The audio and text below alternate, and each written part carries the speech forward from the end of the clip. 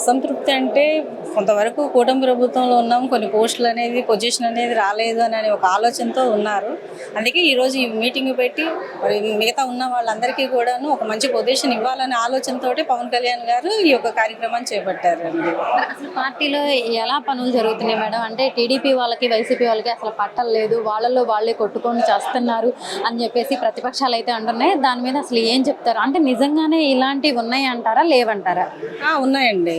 ఎందుకంటే వైసీపీ వాళ్ళు ఏదో రూపాన వాళ్ళు నోటు దురుస్తోటి మాట్లాడుతున్నారు. అంటే వైసీపీ వాళ్ళు కాదు, టీడీపీ వాళ్ళు జనసేన వాళ్ళే వాళ్ళలో వాళ్ళే కొట్టుకున్నారు, వాళ్ళకి పొత్తులో పొంతన లేదు అంటున్నారు. అది ఎంతవరకు నిజం? పొత్తులు పొంతన లేకుండా అయితే ఏం లేదండి. కొంతవరకు కూడాను కొన్ని ఏరియాల్లో కొన్ని డివిజన్లలో కొంతవరకు జరగవచ్చు అవి, కానీ కొన్ని డివిజన్లలో మాత్రం ఏ రకమైన ఇబ్బందులు లేకుండానే ఉన్నాయండి. జనసేన టీడీపీ బాగానే ఉంది, కానీ కొన్ని డివిజన్లలో మాత్రం కాస్త కొన్ని రకాల ఇబ్బందులు అనేవి మాత్రం ఉన్నాయి. అది వాస్తవం. అంతేకాకుండా మొన్న చూసుకున్నట్టయితే సుగాలి ప్రీతి కానీ ఇవన్నీ అంటే ప్రశ్నిస్తానని పార్టీలోకి వచ్చారు. గెలిచిన తర్వాత అసలు ఎవరి గురించి ప్రశ్నించట్లేదు పవన్ కళ్యాణ్ గారు అని చెప్పేసి కూడా అంటున్నారు. అంటే అమ్ముడు పోయారు టీడీపీకి అని చెప్పేసి కూడా మనం ఇప్పుడు కాదు ఇప్పటి నుంచో వింటున్నాం. సేమ్ అలాగే అమ్ముడు పోయారని అన్నప్పుడు ఆయన ఎంత అంటే జనసేన నాయకులు కానీ కార్యకర్తలు కానీ ఎంత ఫీల్ అయ్యారో, మరి ఇప్పుడు ఆయన ప్రశ్నించట్లేదు, అసలు ఏ అన్యాయం మీద ప్రశ్నించట్లేదు అని కూడా అంటున్నారండి ప్రతిపక్షాలు. ఇది ఎంతవరకు నిజం అంటారు? సుగాలి ప్రీతి కేసు అనేది అసలు బయటికి తీసుకొచ్చింది, దాని గురించి ప్రస్తావించింది, దాన్ని ఒక ఇదిగా తీసుకొచ్చింది మరి పవన్ కళ్యాణ్ గారేనండి. కానీ ఈ రోజున మరి అసలు ఏం జరుగుతుందని అనేది కూడా కొంతవరకు అర్థం కాని పరిస్థితుల్లో ఉంది. కానీ సుగాలి ప్రీతి కేసు గురించి మరి మా పవన్ కళ్యాణ్ గారే కదా అసలు తీసుకొచ్చిందని అనేది ప్రజలందరికీ తెలిసిన విషయమే. అది మరి ప్రశ్నిస్తే కేసులు పెడతారంటున్నారు. మరి పవన్ కళ్యాణ్ గారు ప్రశ్నించట్లేదు, కనీసం ప్రజలకు అన్యాయం జరుగుతున్నా పట్టించుకోవట్లేదని అంటున్నారు ప్రతిపక్షాలు. మరి ఎందుకంటారు? అంటే నిజంగానే పవన్ కళ్యాణ్ గారు పట్టించుకోవట్లేదు అంటారా? పవన్ కళ్యాణ్ గారు చొరవ తీసుకోకుండా అసలు ఏ రకమైన ఇది లేదండి. పార్టీలో కానీ అసలు ప్రజల్లో కానీ పవన్ కళ్యాణ్ గారు చాలా చొరవ తీసుకొని ప్రతి ఒక్క విషయం గురించి ఆయన ప్రస్తావిస్తున్నారు. కాకపోతే కొంతమంది ఏదో రకంగా ప్రశ్నించాలి, ఏదో రకంగా మాట్లాడాలి కాబట్టి, విమర్శించాలి కాబట్టి ఆయన విమర్శిస్తున్నారు అని అనేది నాకు ఉద్దేశం. మరి రానున్న రోజులు అసలు ఎన్ని సీట్లు ఇస్తారనుకుంటున్నారు? పంచాయతీ ఎలక్షన్స్లో అసలు సీట్లు ఇస్తారనుకుంటున్నారా, ఇవ్వరు అనుకుంటున్నారా? మరి ఇందాక నాదెండ్ల మనోహర్ గారు చూస్తేనేమో మనం పదవుల కోసం వేచి చూడాలి, ఎన్నో ఏళ్ళు పట్టిద్ది, అయినా సరే ఓపికతో ఉండాలి అని చెప్పారు. మరి అలాగే ఓపికతో ఉంటారంటారా లేదంటే పదవుల కోసం పదవులు కావాలంటారా? ఇన్ని సంవత్సరాలు ఓపిక పట్టి ప్రతి ఒక్కరు కూడాను చాలా ఓర్పుతో ఉన్నారు. ఇక ముందు కూడా రావాలి అనే ఉద్దేశం అయితే ఉంది. వచ్చినవన్నీ సేకరిస్తారు, రానివారు మరి కొంతవరకు కొన్ని రకాల ఇబ్బందులు పడాల్సి వస్తుంది అనేది కూడా అది కరెక్ట్ వాస్తవమేనండి. మరి రానున్న రోజుల్లో ఇంకా పార్టీ ఎలా ముందుకెళ్ళిద్ది అనుకుంటున్నారు?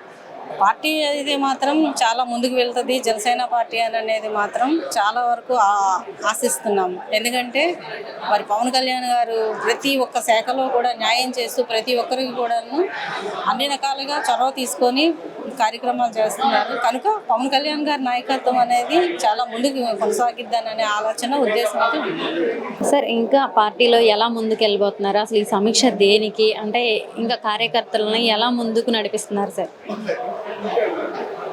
ఈ రోజున జనసేన పార్టీ క్షేత్రస్థాయిలో బలోపేతం చేయడానికి రాష్ట్ర వ్యాప్తంగా కూడా జనసేన పార్టీ కమిటీలుకి అప్లికేషన్లు ఇచ్చే కార్యక్రమం ప్రక్రియ మొన్న కొద్ది రోజుల క్రితం పూర్తయింది. మరి అది పూర్తయిన వెంటనే అన్ని నియోజకవర్గాల్లో కూడా స్థానిక సంస్థ ఎన్నికల్లో జనసేన పార్టీ మనకున్నటువంటి బలాన్ని, మాకున్నటువంటి బలం ఉన్న చోట ఆ సీట్లు మేము పొందే విధంగా ఈ రోజున మన సమీక్ష సమావేశం ఏర్పాటు చేశారు. మరి ఎక్కడైతే మరి 2021లో జనసేన పార్టీ స్థానిక సంస్థ ఎన్నికల్లో పోటీ చేసినటువంటి స్థానాల్లో మాకు బలంగా, మా నాయకులు బలంగా ఉన్న చోట మాకు ఎక్కువగా ఓట్లు వచ్చినటువంటి స్థానాల్ని మేము ఏ విధంగా సరే అడగాలని, అవి జనసేన పార్టీ కేటాయించే విధంగా మరి నాయకులు గౌరవ జనసేన గారితో చర్చించడానికి ఈ యొక్క సమీక్ష సమావేశం ఏర్పాటు చేశారు.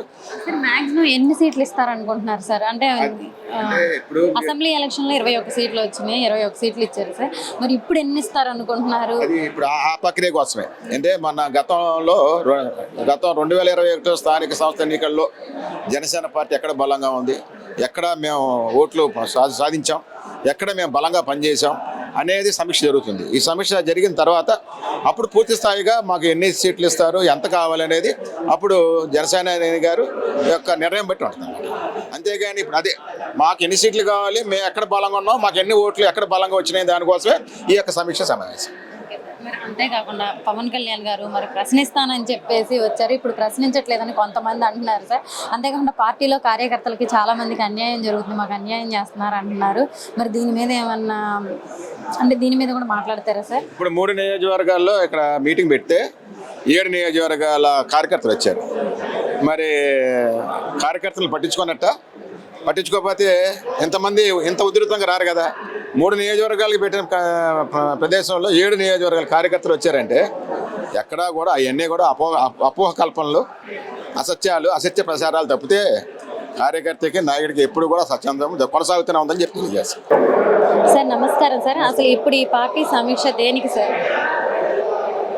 ఈరోజు విజయవాడ నగర జనసేన సమీక్ష సమావేశానికి మరి ముఖ్య అతిథిగా నాదెండ్ల మనోహర్ గారు రావటం, దానితోడు ఈ విజయవాడ నగర పరిధిలో అన్ని డివిజన్లో నుంచి కూడా కార్యకర్తలు నాయకులు రావటం, చర్చా కార్యక్రమం జరిగింది. రేపు రాబోయే ఎలక్షన్లో ఏ విధంగా ముందుకెళ్ళాలి, ఏ విధంగా ప్రజలతో మమేకం అవ్వాలి, మన పార్టీని బలోపేతం చేయడానికి ఏ విధంగా మీరు ప్రజలతో అందుబాటులో ఉండాలని చెప్పి కూడా మొత్తం అన్ని కూలంకషంగా మాట్లాడడం జరిగింది. అన్ని డివిజన్లో కూడా కార్యకర్తలు నాయకులు చాలా ఉత్సాహంతో ఉన్నారు.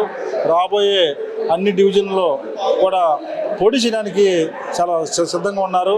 మరి కూటమిలో మరి అన్ని 3 పార్టీలు, జనసేన పార్టీ, అలాగే TDP party, Bharatiya Janata party 3 పార్టీలు కూడా కలిసి కూర్చుని మరి కలిసి పోటీ చేయాలని ఆలోచనతో కూడా ముందుకెళ్ళడం జరిగింది. సార్ మొన్న చూసుకుంటే మరి 21 సీట్లతో గెలిచారు సార్. మరి ఇప్పుడు ఎన్ని ఇస్తారనుకుంటున్నారు? ఎన్ని నియోజకవర్గాల్లో ప్రెసిడెంట్ క్యాండిడేట్లకు కానీ ఎన్ని ఇస్తారనుకుంటున్నారు సార్ జనసేనకి? అంటే అది దాని టైం చాలా ఉందిగా. ఇప్పుడు రాబోయేది స్థానిక సంస్థల ఎలక్షన్ గురించే మాట్లాడుకోవడం జరిగింది. ఖచ్చితంగా జనసేన పార్టీ ఎక్కడైతే బలంగా ఉందో అక్కడ ఖచ్చితంగా పోటీ చేయడానికి మరి జనసేన పార్టీ సిద్ధంగా ఉంది. ఆ కూటమిలో కూడా ఎక్కువ సీట్లు తీసుకుని గ్రౌండ్ లెవెల్లో పార్టీని డెవలప్ చేయడానికి కూడా మన జనసేన పార్టీ సిద్ధంగా ఉందని చెప్పి కూడా సందర్భంగా తెలియజేస్తా ఉన్నాం. సరే, ఈ సమీక్ష పెట్టారు కానీ పార్టీలో చాలా మంది అసంతృప్తితో ఉన్నారని కూడా మనం బయట వింటూ ఉన్నాం, వార్తలు వస్తూ ఉన్నాయి సార్. మరి ఇది ఎంతవరకు నిజం అంటారు?